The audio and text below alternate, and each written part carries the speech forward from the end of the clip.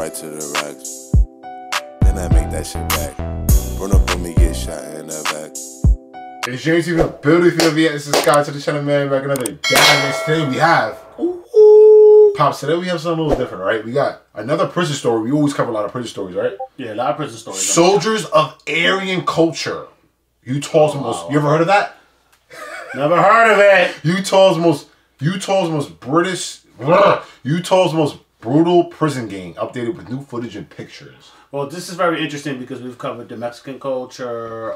We've covered prison culture, right? Culture, African American culture. So we're going along the lines. Pretty interesting channel. If this is your first time tuning in, subscribe to the channel, request the content, and then we react. We give introspectives on different issues, different kind of musics and cultures. So make sure you subscribe to the channel, request the content, like I said. And I want to give props to Killer Chronicles because he did a really good job in the Woody documentary. Go check that out. We did that, the Woody, his last 48 hours. Very well. That's yeah. Follow him on Instagram. That's Jaren TV. And I'm Pops React. And we have a Discord too. Let's have right to it. Yep. No, we're talking. This is the Killer Chronicles. KC.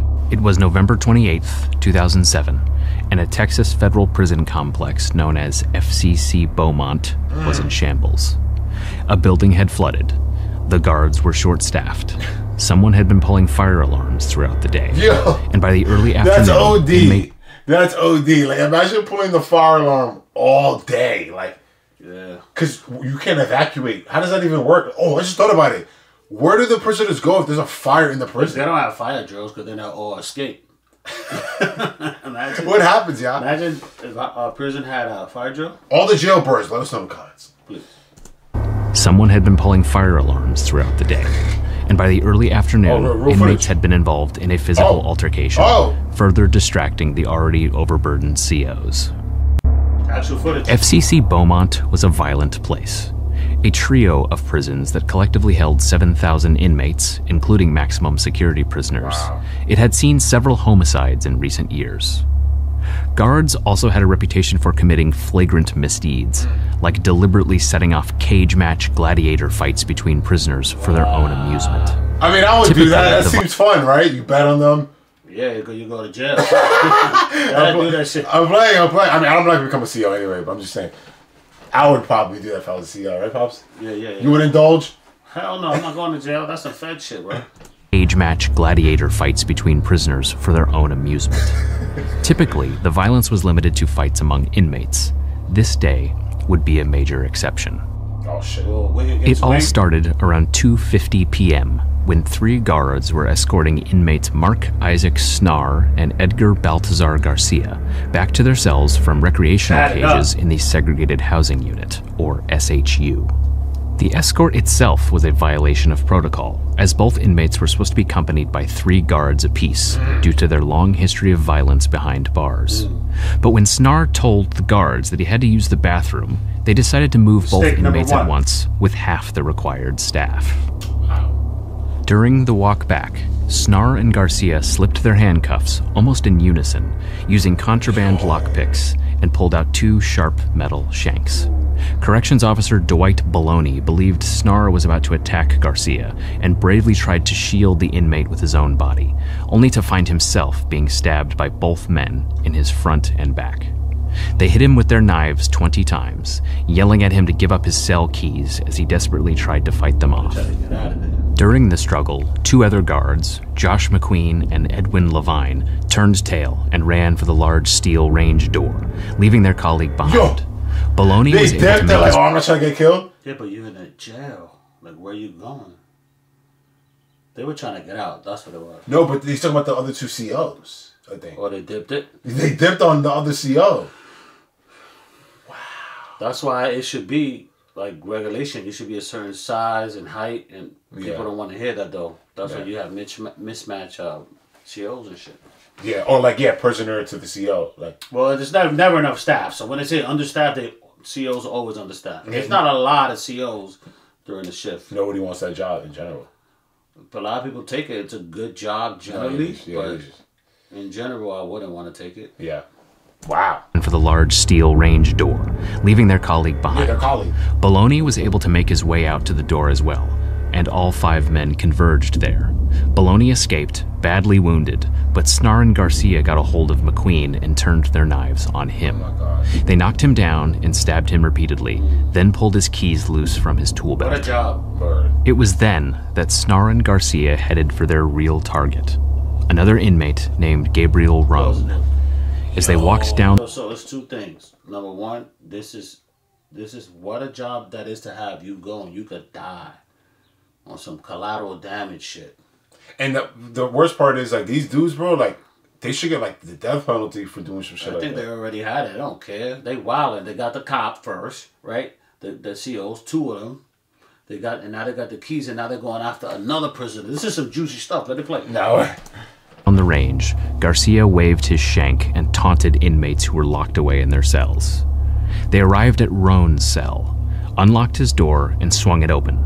Roan tried to flee, but it was no use. The 2 stabbed him 50 times in the back and the chest, striking his lungs, liver, and heart, and inflicting multiple fatal wounds. One inmate would later say that they turned him to pulp. Guards outside pleaded with the 2 to stop the attack, yelling out, "He's dead. It's over." But Snar and Garcia wouldn't stop until they got blasted with aerosol gas.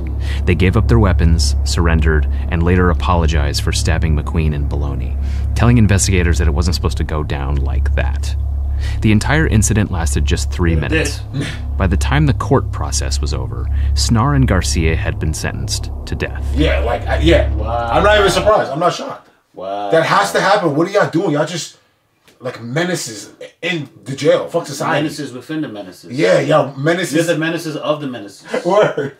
Like, this is the worst of the worst. Yeah, like, people just getting out of jail and gonna get out, but they are, like, never getting out. Yeah, what were the cases? They hopefully he goes back. Arrested. Yeah, what they arrested too. Hopefully he goes back, man. Over, Snar and Garcia had been sentenced to death. Yeah. Roan's killing wasn't a random homicide, but rather a coordinated attack by a skinhead gang called the Soldiers of Aryan Culture, or SAC, which has become known as one of the most violent and notorious criminal organizations in the Midwest. Wow. Recruiting inmates who fall in line with the SAC's hardline racist dogma that's even more extreme than many other all-white prison gangs. The Soldiers of Aryan Culture was started in the late 1990s in Utah. There are conflicting reports of how it started, but by most accounts, the gang was formulated by this guy, Tracy Suena, aka Tin Man, a Utah resident who found himself in federal prison on weapons charges. An unconfirmed report says that a fellow prisoner with ties to the Aryan Brotherhood exposed Suena to a white power ideology. That mustache just looks racist, right? No, but it's crazy because I thought Aryans were the only prison gang I heard of. I don't know any other white prison gang. Yeah, I mean, this gang is fairly new, 1989. So you have to be racist? Like, how does this work? Did they racist when they with them, or do they, like, what's the rule? I guess it's like jail stuff though, like the whites would be with the whites, the blacks would be blacks, and the Asians be with the Asian, Hispanics be with the Hispanic kind of thing. But wow, this is some scary shit, bro. Yeah. Fellow prisoner with ties to the Aryan Brotherhood exposed Suena to a white power ideology. But whatever the case, by 2001, Suena had written and distributed literature that clearly spelled out the gang's philosophy. Oh, wow. Quote, "We are skinheads in all definitions of this term. We are soldiers consumed by our political, ethnic, and blood identities that make us brothers and sisters in the truest and purest form. For you are eternally your brother's or sister's keeper, and bound by blood, oath, and honor to defend the integrity of our eternal white family." He added that members must display, quote, "loyalty, courage, ethnic pride, and a diligent effort to preserve, promote, and honor pure white power." Oh shit! And it's so interesting because I'm not laughing or anything, but it's kind of interesting because like you see how like Mexicans and the blacks run the jails, at least out west, right, or in America really. Like there's gonna be white people in jails. But there's like people in jails too. But what are the percentages? Like, I'm sure there's way more black people in jail than white people. 100%.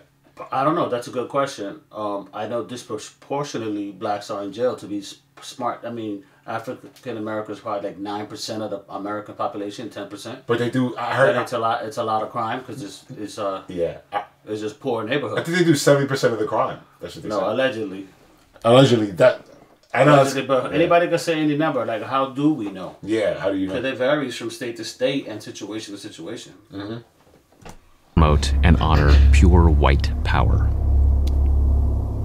In many ways, the SAC operates like a typical prison gang. They sell drugs and engage in other illegal hustles. They'll attack inmates who have been deemed no good on site, like child molesters, police informants, or people who cross other codes of conduct in the criminal world. They have a paramilitary type structure with soldiers, lieutenants, and generals. They don't tolerate weakness or disobedience among their ranks, and they protect their symbol, a swastika wrapped around an iron cross. That's OD. No one is allowed to tattoo an SAC patch on themselves unless they're a made member, which can only happen after a probate period where they're required to put in work. Though the specific symbols, dogma, and ranks vary from gang to gang, this basic structure could be used to describe almost any criminal group that is started in American prisons. But here's one thing that sets the SAC apart.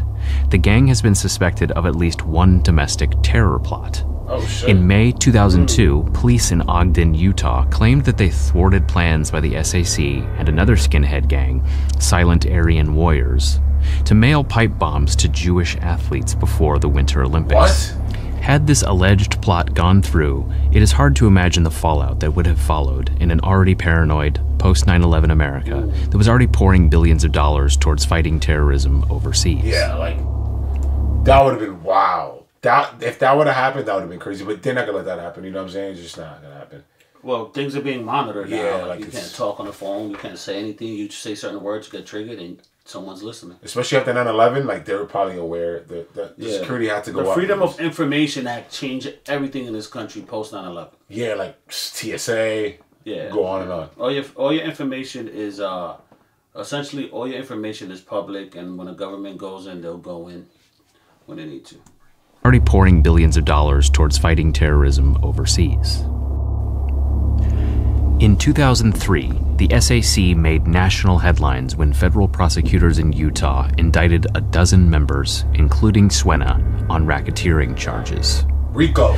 Though no actual murders were linked to the group in that case, authorities tied them to 11 conspiracies to commit murder, which resulted in attempted killings where the victims survived. Many of the victims were members of the Norteños, a Latin American gang that started in Northern California, but like the SAC has spread all over, due to the practice of federal prosecutors locking up their high-ranking members and moving them to prisons across America. Wow. During the case, So the Nortes got beef with the. I mean, they got to beef with somebody, right? The white boys got to beef with somebody, the Aryan guys. So they beef with the Nortes. Is that their main ops? Like, let us know. At least out Apparently, west. according to this guy, but it's also different situations. I'm sure everybody beef with everybody at some point. You know, this is crazy though. But look at this guy's tabs. Yeah, That's insanity, bro. that's scary, bro. Yeah, that is Look scary. at this rat tail. I see the rat tail on the back. He's a Norte. ranking members and moving them to prisons across America. During the case, an SAC member was convicted of threatening federal prosecutors in a letter that listed an assistant U.S. attorney's home address he's bugging. and contained a menacing message. Quote, "You stupid bitch, it's because of you my brothers are in jail for RICO. We will get you." By the case's end, charges had been dismissed against 2 of the SAC members for lack of evidence, but the other 10 were sentenced to prison terms ranging from 19 months to 20 years. Someone was singing. 19 months and 20 years. Nah, they were singing them too, right? Somebody always tell him. People ain't trying to sit in jail their whole life. Among those who received football numbers was Mark Isaac Oh, Snar, the SAC lieutenant who would go on to murder Gabriel Roan and stab officers McQueen and Baloney just 3 years later. Okay, he did go back. I'll tell you what he got arrested for. Prosecutors believed they singled out Roan as a target for 3 reasons. He had recently masturbated onto a female guard, which angered Snar and Garcia. He was Muslim, and he was a known loudmouth who would scream taunts from his cell. Wow. Garcia allegedly told an inmate Racist that, taunts. quote, "While Roan was talking, I was sharpening my knife." Race. Was he just like a regular white guy or was he like some kind of. But Muslim, probably black guy, right? I don't know. Was talking, I was sharpening my knife. Oh shit. According to the Fed's own account of what happened, the guards involved were outsmarted by the SAC. Snar's ruse of having to use the bathroom tricked them into breaking protocol and transporting both inmates together with only 2 guards on one of them and 1 on the other, when they each should have had 3 escorts. The guards also decided to escort Snar and Garcia before other inmates because other SAC associates present were being belligerent and refusing to move. Acts that prosecutors later called a ruse to ensure Garcia and Snar would go first. Jurors convicted Garcia and Snar of capital murder after just an hour of deliberating. An hour. 7 years after Roan was stabbed, history repeated itself in a nearly identical murder committed by the SAC. This time, the victim was a fellow SAC member, Leo Johns, who was stabbed to death by SAC Lieutenant Christopher Kramer and a lower-ranking member, Ricky Fackrell. Kramer both ordered the murder and helped carry it out, and Johns was warned several times for violating SAC rules. He had stolen from a cellmate, racked up drug debts with other gangs, and the final straw was flouting an order by Kramer to stay off drugs and alcohol, given his history of obnoxious and erratic behavior when he failed to stay sober. Oh wow, so this guy was actually John- like The boss. he was the boss, but he was doing bad. He wasn't doing well. He wasn't listening, so they exiled them per se. For every action there's a reaction. So Yeah. sometimes good, sometimes bad. Yeah, I just think that like, why you guys don't just tell him, "Oh, you're not part of the gang no more. You have to kill him," you know? But you gotta stand on principles, right? Yeah, that goes in and out, blood in, blood out, man. Oh wow, true. Yeah, once you go in, there's no coming back. So I wonder if he's gonna mention if those guys actually got or sent to death. You know what I'm saying? Yeah, I think we'll find out. Yeah. Could you let us know? Did they get the execution on him? Behavior when he failed to stay sober. Johns was murdered on June 9th, 2014 at USP Beaumont. But the planning started 3 months earlier when Kramer began recruiting a second hitman for the job. He eventually settled on Fackrell and used SAC member Michael Shelton as a lookout. Oh wow. Like the Roan murder, Kramer and Fackrell were able to get away with prison rule violations that, had they been detected, could have prevented the violence from taking place. In this case, they snuck into a part of the prison, Area DA, Everything's that recorded. they weren't supposed to be allowed in. That's where Johns, Shelton, and more than a dozen other inmates lived. On the morning he was murdered, Johns was cooking up a batch of Pruno in a cell. At 9 a.m., Kramer and Fackrell approached him in DA cell 224. There, they pulled out 2 shanks, known as bone crushers, that had been cut from the same piece of metal, and went to work on Johns, stabbing him more than 70 times in another clear example of SAC overkill. Johns pleaded for his life, telling them, quote, "That's enough," but they ignored him. During the stabbing, a guard made his way around the module and passed by cell 224 several times, blissfully unaware of the carnage, while Shelton kept watch outside. When they believed Johns was dead, Kramer and Fackrell left the cell and gave their knives to Shelton for disposal. But Johns was still breathing and began to move. Then he opened the cell door. When Kramer noticed this, he returned to cell 224 and finished the grisly murder without a weapon, stomping on John's head and dragging him underneath the cell's bunk bed, where his body wasn't to be discovered by guards until 2 hours after the attack began. Oh my God, who's this guy? When This is Kramer was nuts. arrested, he was at a chow hall joking about the murder with other inmates.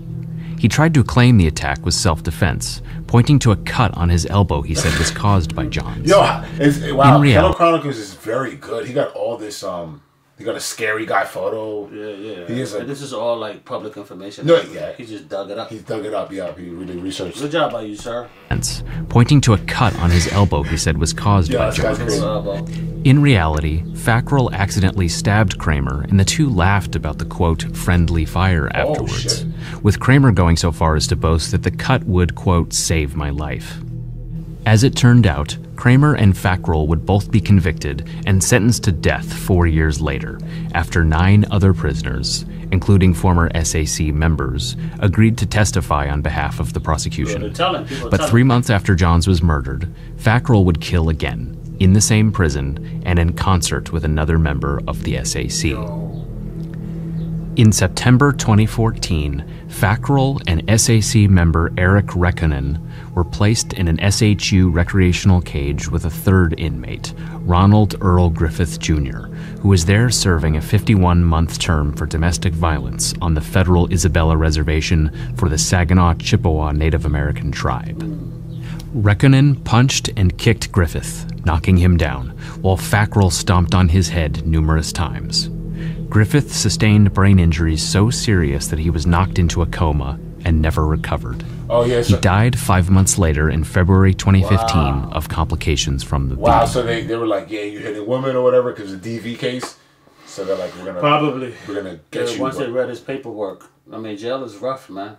Try to do the right thing every day in society, man. Because we look at videos like this, we're like, oh, it'd be like some serious stuff, man. This is no joke. And like that guy, he didn't know he was gonna be there with killers. I mean, you know you're gonna be in there with killers, but well, it's just random. It's just a victim of circumstance, as they would say. Word. This is God. Rest in peace to that guy, man. He died 5 months later in February 2015 of complications from the beating. Rekkonen was only charged with assault and received a 10-year prison term. Fackrell wasn't formally charged with Griffith's killing, but prosecutors used it to secure a death sentence against him in the Johns case. oh shit. During the investigation, it was revealed that an SAC member sent Griffith a note luring him into recreation by assuring him that he wouldn't be targeted for violence. It's crazy. They tricked them. The murder of Johns prompted a federal lawsuit by his family that accused USP Beaumont of, quote, failing to be vigilant, and brought up the alleged practices of guards arranging gladiator fights between inmates, and once placing a federal drug defendant in a recreational cage with a convicted murderer who killed him with a single kick to the head.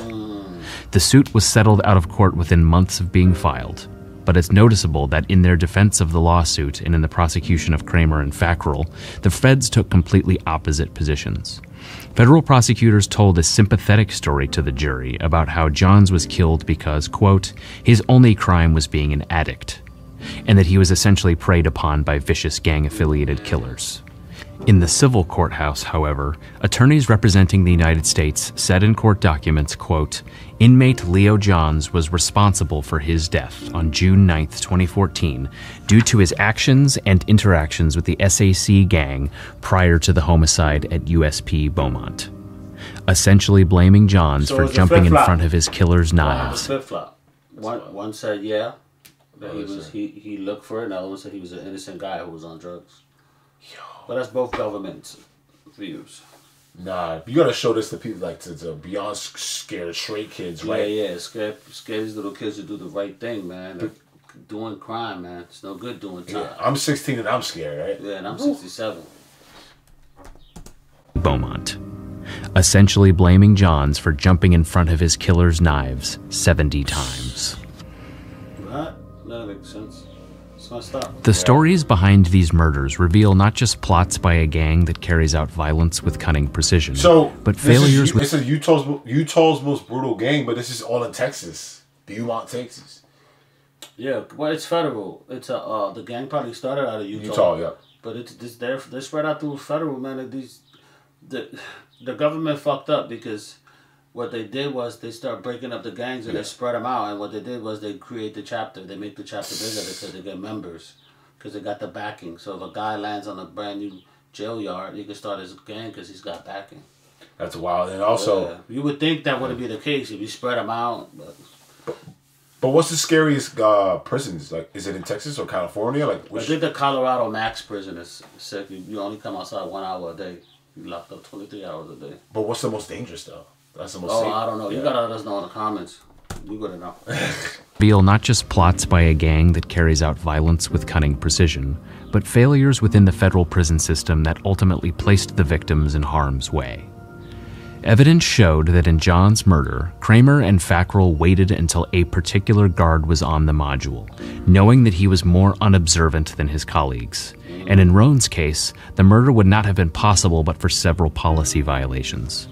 That having been said, it's undeniable that Officer Baloney showed great courage that day, first by shielding Garcia with his own body when he thought Snar was about to stab him, then by holding on for dear life to his tool belt while he was stabbed nearly 24 times. Today, the SAC continues to be a scourge both inside and outside of Utah, and prosecutors continue to play the cat and mouse game with the gang. Most recently, in October 2020, the U.S. Attorney's Office indicted 21 members and associates of the SAC, the Silent Aryan Warriors, and the Noble Elect Thugs, on charges of drug and gun sales. Meanwhile, after 2 decades behind bars, the SAC's top general and founder, Tracy David Swena, was released to federal probation in Colorado in March 2021. He remains free, with just under 3 years left on his supervised release term. That's it for today. Please like, subscribe, Wait, and follow. what was his cases? I feel like they didn't mention like what was he locked up for. They never got to his origins of what led him to jail. Oh, but he got indicted though. I don't know, but Yeah. I know he was a scary looking dude that did his time, and he out there in them streets. As a leader. Damn, that's He's probably crazy. chilling now. He's probably working or something. Yeah, right. As a He trying leader. to go back to jail. Right, it's Jerry TV. Did you Scott channel? We out of here. Peace. And I know how it gets, so I gotta stay low and I move my knot. I don't trust no nigga, I don't trust no man, ain't no friends, everybody get shot. You never know how